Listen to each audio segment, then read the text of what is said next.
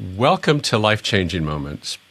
Over the years on this podcast, we've explored the inflection points that shape physicians' lives, the moments that change how we think, practice, and even live our lives.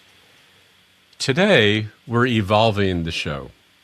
We're moving into a videocast format and opening up conversations from the coaching room, where we work every day with physicians that are interested in navigating growth, transition, leadership, and professional renewal, like helping disillusioned physicians restore agency and reclaim meaning in their professional lives. I'm Dael Waxman, and joining me today is my colleague and fellow physician coach at MD Coaches, Dr. Murnal Shah. Together with the other physician coaches at MD Coaches, we work with physicians across career stages, from residents to seasoned leaders who are not necessarily in crisis, but who recognize an inflection point. We're starting this new format with a foundational question today. Why do physicians seek coaching? And perhaps more importantly, why don't they? Murnal, I know we get to see each other regularly, but it's great to be on this index video cast of life-changing moments with you. So welcome back, and thank you, and thanks for being here. Yeah, thank you, Dael. I appreciate that. Yeah, it is kind of fun to do something a little bit different, and I think being able to have a conversation about what we get to do every day, hopefully it's going to help a bunch of people who take a listen. Let's jump right in. A lot of physicians I know have heard of coaching. They sort of see it as this is something that happens over there. As you and I have talked about, often it happens in healthcare systems kind of in the C-suite only or with really high-level leaders. But you and I both know that there's a lot of other physicians who access coaching in one way or the other. So let's just start. I'm going to ask you some questions and hear your responses. Yes. I'll respond also from my perspective, and we'll see how we'll just kind of have a conversation about this. But in your experience, what situations in a physician's life lend themselves well to coaching to begin with? In my experience, I've seen physicians at different stages of their career who would benefit or have benefited from coaching. On one end of the spectrum, you've got physicians who are being named into leadership positions. Maybe it's a department chair, maybe it's a chief of staff. Some of those positions are voted on by your fellow medical staff, so it almost becomes a bit of a, gosh, am I really ready to do this? It can feel a little daunting or overwhelming sometimes. And so I've seen physicians benefit from coaching in those scenarios. On the other end of the spectrum, I've seen physicians who are burning out. Maybe not sure if they still want to do this. Maybe they've forgotten their purpose in wanting to be a doctor. And coaching is a great way to kind of get unstuck, which is where coaching really always plays its best roles, to help people get unstuck. And I think I've seen physicians on both ends of that and everything in between, those that are taking incremental leadership positions, those that are considering how they can help serve and support, maybe be the voice of medical staff within administration. There's a lot of different ways I think physicians could leverage coaching as they're going from one step to the next or deciding where they want to go next. Yeah, along those lines, sort of the next step, one of the things that you and I have both engaged in, but I also do a little bit of, more of, I think, is some career coaching for residents, actually specific, taking them towards the end of their residency with actually not just talking about how to interview and what to look for in a practice, but what to look for in life to make sure there's really good alignment with respect to where they're first going in a position and whether that fits. And then the other one that I will say that systems will often contact us. I don't necessarily like the term, but kind of remedial coaching. So for unprofessionalism issues. And sometimes those people come to us, it wasn't necessarily their idea to be in coaching, but they actually end up learning a lot about themselves. And I actually learn a lot about systems. And so it's not so much, that's why I don't like the remedial. There's still a growth experience, and there's an opportunity to understand why some of the unprofessionalism stuff sort of emerges, and they learn some other alternatives. So that's the other place I think we see things. It's a great reminder, actually, Dael. I think physicians, in my experience, who find themselves on the other end of what is perceived as bad behavior, if you take a moment to just ask them what's really going on behind the scenes, it's almost always fear or anger. And if you can get to the heart of what they're afraid of or what they're angry about, you can actually help them along their pathway of communicating differently and engaging with their colleagues and staff and teammates differently. So it's a good reminder, Dale, and I think it's a good way for us to help physicians who are maybe even struggling. Yeah. I loved what you just said about that because people already feel kind of under the microscope, and what you and I both know is that when we really are investigating and listening, we hear the story behind the story, and that the fear, the anger, and a lot of times people don't recognize. People don't wake up in the morning deciding that they're going to be hard to work with. Right. They don't decide Right. that. It's a reaction to a lot of different things that are going on, and that's where coaching can be really helpful to discern that. Along those lines, what's your experience when a physician reaches out for coaching, either by email or phone call, if you still get those? What do they usually say that they want? Yeah, that's a great question, Dale. Coaching is still pretty new in the physician world. And unlike executives who probably have had coaching exposure experiences or have watched other people getting a coach, physicians don't often start with, well, I need a coach. That's not what they're going to ask for. I've had physicians ask things like, I'm feeling a little overwhelmed in taking on this new role. How might I get the support or investment in support that I need to get where I want to be able to go or to be good at what I want to be able to do? Or they might say that I'm struggling with a particular topic. I'm struggling in my role as peer review chair, and I'm finding the conversations to be very difficult. And how can I get the help that I need? So somewhere between getting the right kind of help, and it's not counseling support. It's not even like getting a new staff member to help you. It's how do I handle the situation differently? How do I shift my mindset? I've had physicians over the years also say, I know that I could look at this differently, or I know that I could approach this problem with a different lens, but I'm not sure how to get there.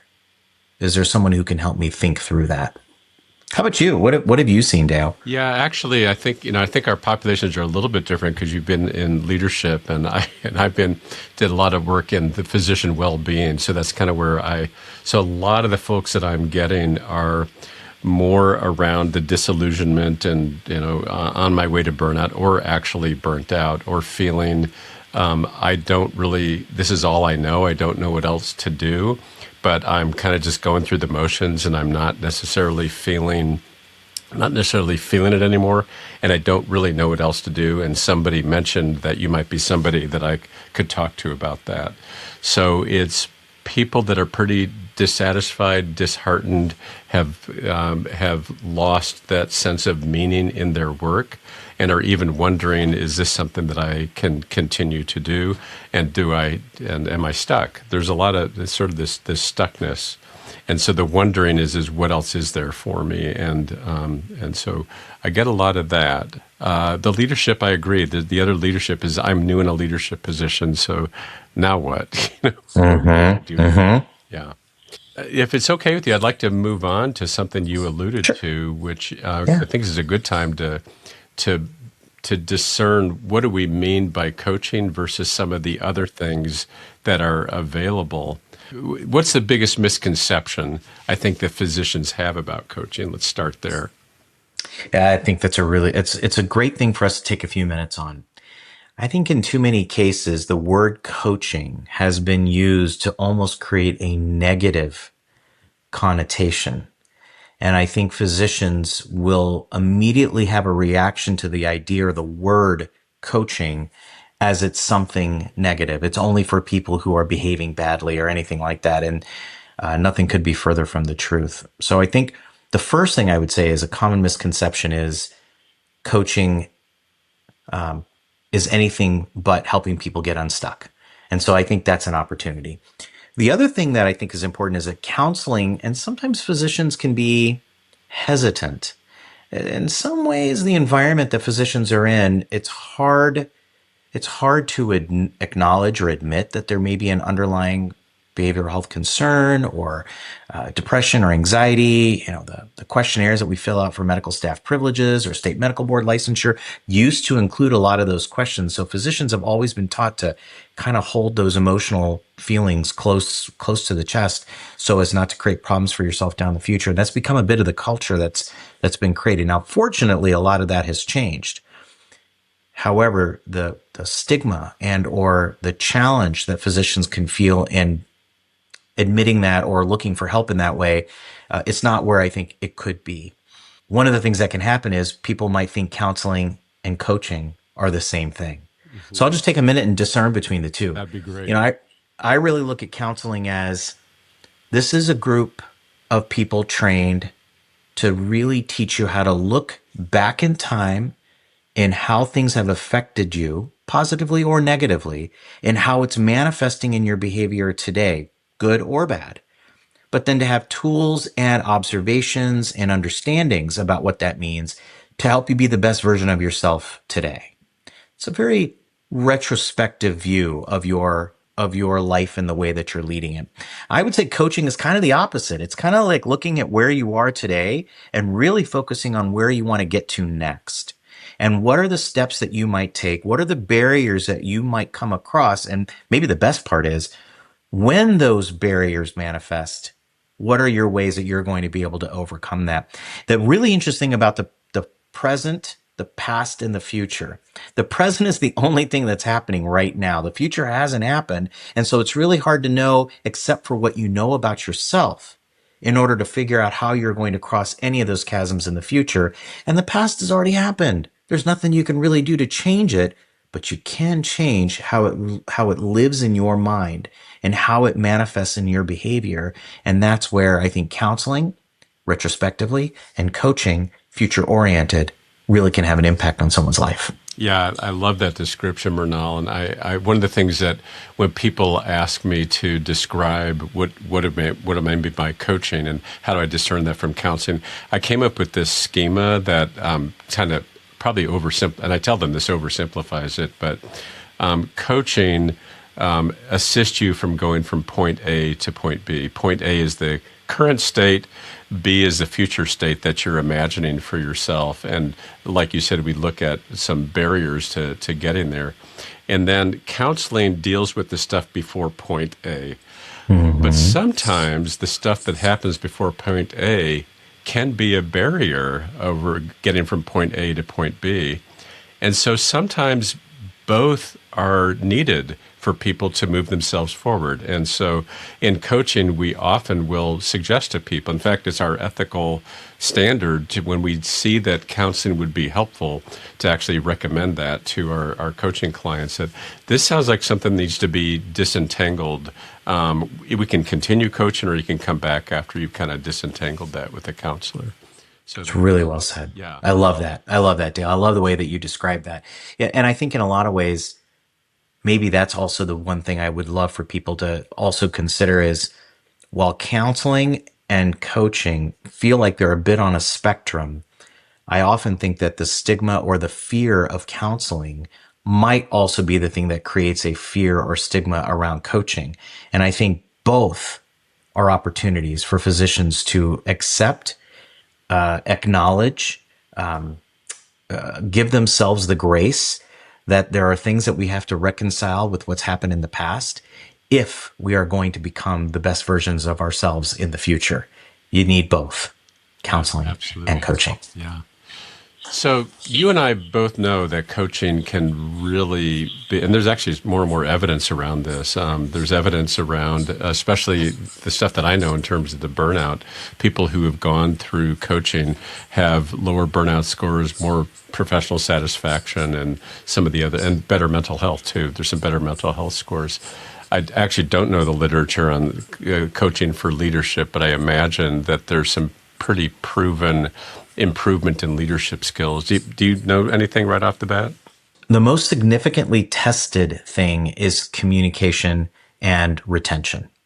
So what we find, or what we read and what we hear, is that folks who pursue coaching are often rated as being better communicators after coaching. And the other thing that we find is that when organizations invest in coaching, people choose to stay. It becomes a bit of an investment in their growth. Which is no small matter, anyway. Not at all. Right? Not at all. Yeah. What's the latest in terms of the average amount it costs to recruit a physician? Depend, especially if you think about a practicing physician. I mean, you could talk in terms of $500,000 to $1 million for every turnover.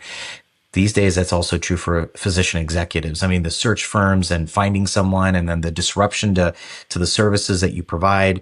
I mean, every single time a physician leaves, you're making a $500,000 to $1 million investment in whoever's coming in next, and all of that could be prevented by working on retention. Yeah. So there's the financial argument for retention, but the fact that people choose to stay when a leader is better engaged says something about, hey, I like this. I like this environment. I'm being listened to, and this leader is doing good leadership things that makes me want to be in this environment. So it's not just a financial thing. It's like, this is a place that meets my needs for what I want out of my professional satisfaction. Absolutely. All right, so we make this great case for coaching, and people, like you and I, maybe we're out talking to a bunch of physicians, and we've just done this pep rally for coaching, and people are like, "Yeah, I get it, and that sounds like good, and I'd like to keep my physicians retained, and I'd like to be happier and have less mental health issues, and I want to be more engaged." Even with all that, even we know that physicians who know about this still may not invest in coaching. Why do you think that is? The first thing we could say is it could be because of cost, but in my own experience, it's not been about cost. It's always been about time. Physicians, especially physician leaders, but physicians, I should say all physicians, leaders, especially physician leaders, and the way that they are wired, already see their day as 125% full. Doesn't matter how they organize their day always feels like it is overbooked every single minute of every single hour of every single day. Finding the wherewithal, the courage, the commitment to being able to say you're going to add in a component of coaching into your schedule is often the first barrier that physicians feel. Sometimes they don't know what it means. They don't know what they're agreeing to or what the time commitment even looks like. I think it's important for physician leaders to know, and physicians to know in general, the commitment is really whatever you need it to be. And it could be as literal as once a month or whatever. It could be as much as every week if that's what you want. And in the end, this investment, like any other investment, you do what you need to do now so that it makes it better for you in the future. And that, I think a lot of physicians, if they could think about that investment, not just in terms of money, but in terms of making the time investment now, would be the thing that would help them overcome that fear. Yeah. So one of the barriers is just that I've already got a lot going on in my day. And of course, those were choices. Many of those are choices as well, what they have going on their day. One of the things that occurred to me as I was thinking about this, Murnal, and something that I see is a general theme of I don't invest in my personal growth.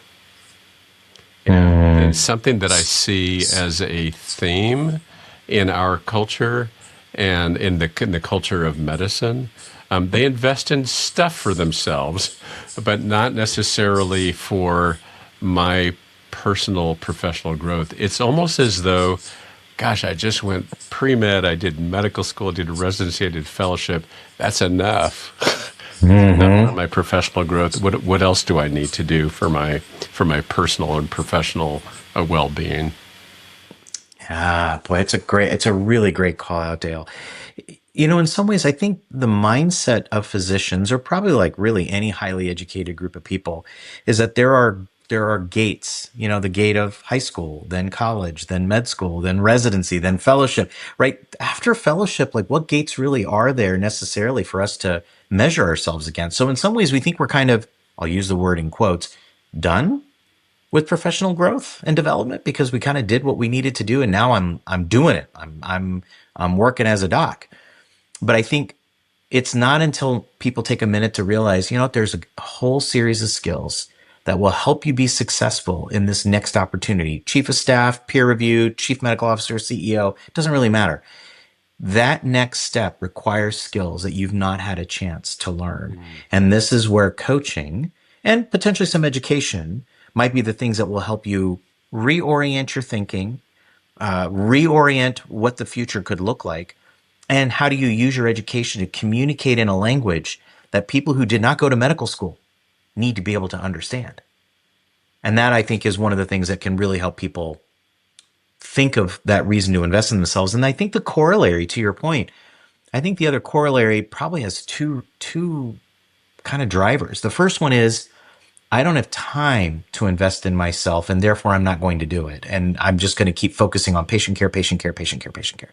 But the other reason is, and I don't see this as much anymore, but I think there are times where I think there's sometimes there's a feeling like, look, I'm already a physician. I don't really need to do this stuff anymore. Like, I don't need to invest in any of these things. People just need to listen to me. And I think that barrier, once you can get a physician leader to see that, and by physician leader, I don't mean they have to have a title, Dale. A physician leader could be even somebody who unofficially everyone goes to seek guidance and advice and to get help with a patient or an administrative concern. Those physicians are leaders. And so how do we overcome that barrier to where physicians might feel like I don't need to be developed? Once they realize there's so much more they could do and so much more good they could create, that's a great opportunity for coaching as well. Just something just occurred to me that I hadn't thought about as I was preparing these questions, which is the other reason that I might not seek more coaching or counseling, for that matter, is we talk a lot about the delayed gratification, in our training. But there's also this neglect of self that we subconsciously learn.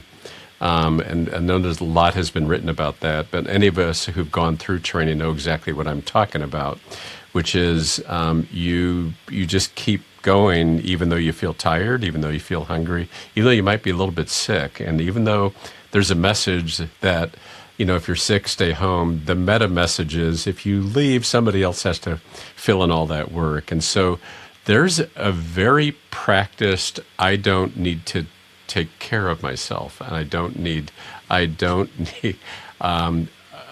so I might be suffering, but I'm used to that. And so why would I even consider having a conversation with somebody about that little bit of suffering, because I know what that feels like, and that's maybe the way it's supposed to be. I actually had heard a physician once say, burnout is just part of the job. I just expect to be burnt out several times in my career. Wow.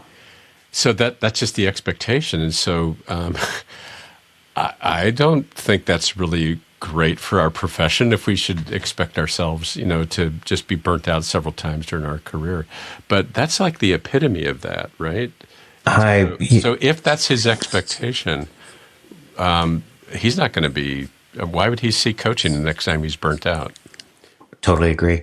I'm really glad you said that, Dale, because I think one of the things that I think about medical education, I think it's changing, but sometimes things don't change as quickly as other things do.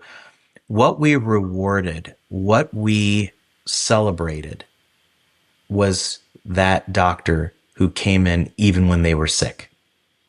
That doctor that stayed overnight for the second night in a row just because work needed to be done. We celebrated that. We almost created almost a hero mindset around that. So that expectation almost says we have to be superhuman if we're actually going to be good at what we do. And that becomes almost its own competitive spirit.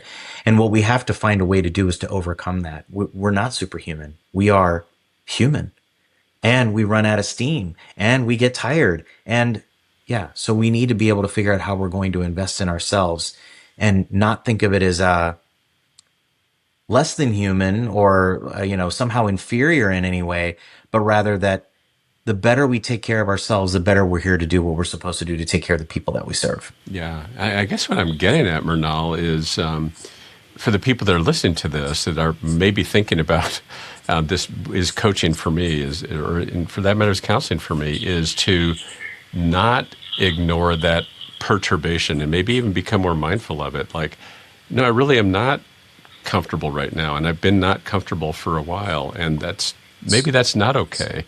Maybe there is a better. Maybe I can feel better more than I am feeling, and maybe it's time to take a look at that. I love that. That's a really great comment. It's a really great point. And I think physicians, even being aware of it, would give themselves a minute to slow down and say, well, why I can feel better than this. I can feel better about my day-to-day work. Who do I ask? Where do I get the help? Right.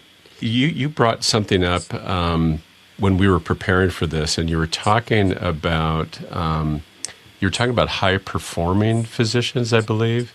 I think this is where we were going with this. Is why do high performing physicians seek coaching?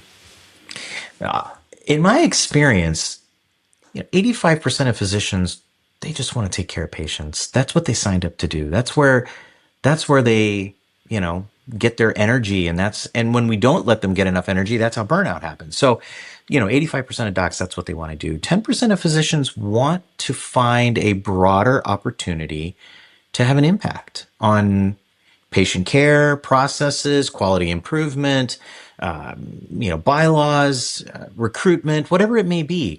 And then there's 5% of physicians who say, I really aspire to be a next CEO, or I want to start my own company, or I want to, deviate a little bit from the traditional healthcare pathway and I want to do something else. So finding the ways to help each of those subcategories, I think, is part of where coaching is different for different people.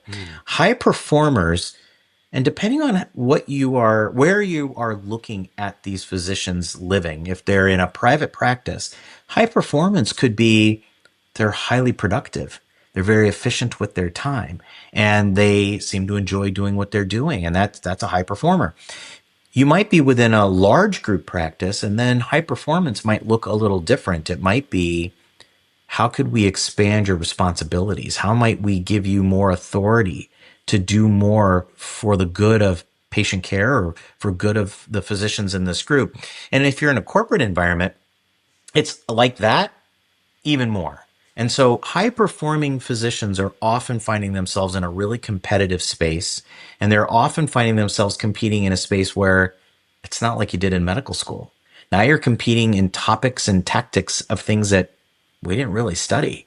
We didn't go to school for that. Mm-hmm. And yet, how do you learn how to speak in that language? How do you learn to sit with the CFO and say, I need to understand better where the financial concern is, and not just say, I said this is what I want. Why can't I have that?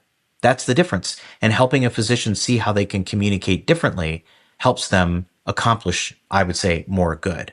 And then the last thing I'll say, not quite about high performers, but more about the mindset of physicians. You and I were always rewarded for being right. We were right in high school. We were right in med school. We were right in residency. Nobody ever rewarded anyone for being wrong.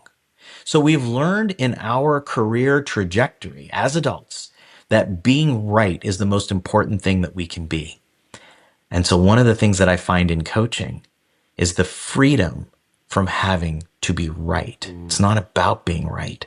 It's actually, in fact, I would say, as a great leader, not in fact, but in my opinion, I think being a great leader and a great physician for that matter is helping the other person be right. So whether it's about patient care and you've got a patient who comes in and who's not doing what you asked them to do around their diabetes management, instead of pounding the hammer to say, I told you to take your meds and I told you to watch your diet and I told you to exercise every day, why aren't you doing those things? That's you trying to prove that you're right. What if you flipped the equation and said, Mrs. Jones, what are you afraid of? Why won't you take the medications? Why can't you exercise daily? What's getting in your way for your diet? And I don't need to be right because I'm already the doctor. I'm the one in the room. I'm the one who went to school for this. But what if you work to help the patient be right by just seeking to understand where they're coming from? That skill is just as applicable in the administrative spaces. So if a CFO has an opinion on something, Why not just ask? Why do you think that? What are you afraid of? What could happen if? And by understanding that, then you come to something that actually has better middle ground. You're far more likely to be successful. So high performance probably means two different things to two different people, but those were the things that run through my mind when I think of that question. Now, you just gave people that are considering coaching a glimpse into what happens in a coaching session, which is the coach stays curious, and the coach doesn't necessarily tell you what to do, right? Right. So, Right. I mean, so Yep. we're actually modeling what we encourage them to do, which is be curious, ask questions. That's right. Anything else you want to say about that? I'll reiterate that point that you just made, though. I think coaching, a lot of people think coaching and advising is the same thing. And, advising is me telling you what I know, but coaching is me asking you what you know and me being able to ask you questions that make you think, oh yeah, you know what? I have done that before. What if I approached it this way? I'm far more likely to be successful. So coaching really is about curiosity and open space, non-judgmental. It's an opportunity to really think about where you're coming from. And the most right answer will come from the client, not from the coach. Yeah. Which, I want to say, I think we should spend just a little bit of time on this, Murnal, which, especially when we are coaching physicians, our culture is really about the right answer. And you alluded to this just a little bit before. And our model of the way that we do things is we do seek advice. We're well entrenched in that. You just gave an example in primary care where we actually explore with patients more about why they are not necessarily, they didn't read the textbook. And it's a more empowering. But generally speaking, in medicine, they're sort of like, here's the diagnosis and here's how you manage it, and just follow the guidelines. And then there's humans that get in the way of that. But that is what there's a person there, and I'm joking, but the person has to be taken into consideration about what's happening. So I will tell you, as I coach physicians, one of the hard things for me is because there is this expectation that I'm going to get answers from you just like I get answers from my physician about what should I do. I'm miserable in my practice. Just tell me what to do, and I'll go do that. And I think we should talk about this because it can be a little bit frustrating, just to set expectations that this is a thought partnership. And I want to emphasize something you just said, which is, in coaching, our assumption is that the answers reside within the coaching client. And the conversation allows those answers to emerge for the person. It's much more powerful for the client to come up with the answers than for the coach to say, hey, here's what I think you should do. It's really well said. I love that. And I think to just add on to that for a moment, the person who's looking for the answer is going to be potentially open to trying anything, but then it's just trial and error. I think the beauty of coaching is that you dig deep enough. Why? Where does it come from? Why is that important? What would it do for you? What kind of barriers could you run into? What kind of resources or help do you need? The only person that's going to know those answers is the client. And helping them get to that means that they're far more likely to do the right next thing for them, as opposed to what I think might be the next right thing for anyone, which is not likely to be right. And then I think the other thing that you said that I think is also really important in all of this, the opportunity to be able to ask enough questions to help people get to their most right answer will allow them to have confidence that it was their idea. Yeah. And it was their solution.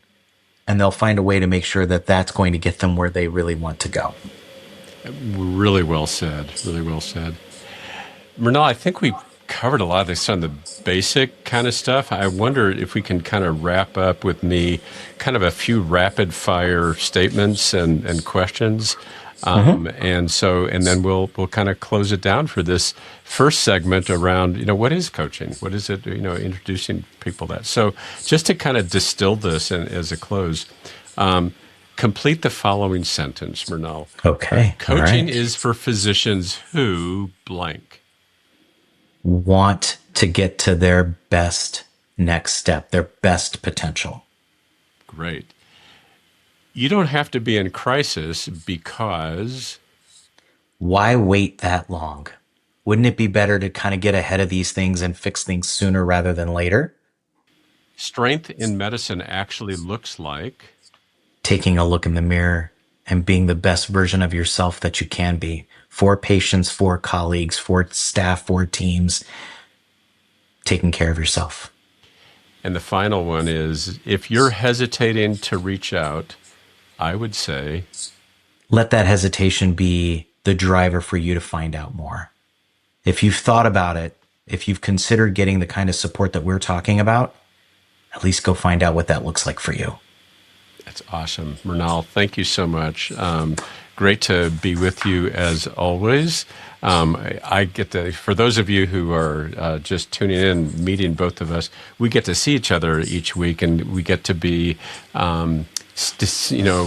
enriched by each other's company. And I've always been enriched by what you say, Murnal. So thanks again for being with us today. Thank you, Dael. I appreciate having the opportunity to have a conversation with you and for the folks that are taking a listen. And I hope more people will consider getting the help that they could use to be the best they can be. Great. Thank you, Murnal. Thank you for tuning in to Life Changing Moments. If you enjoyed this episode, please be sure to rate us 5 stars and leave a review. Doing so helps our podcast reach more listeners. Have something to share? We'd love to hear your thoughts. Visit the MD Coaches community on Facebook groups. This dynamic virtual space is a place to continue discussion about life-changing moments and perhaps share some life-changing moments of your own. Join the conversation today.